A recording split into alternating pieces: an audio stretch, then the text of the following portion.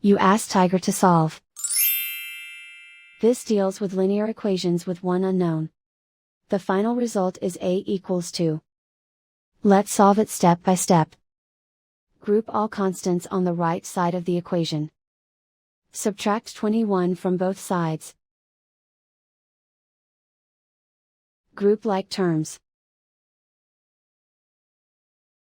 Simplify the arithmetic.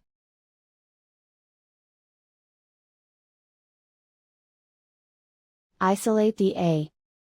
Divide both sides by -7. Cancel out the negatives. Simplify the fraction. Cancel out the negatives. Find the greatest common factor of the numerator and denominator. Factor out and cancel the greatest common factor. And so the final result is A equals 2.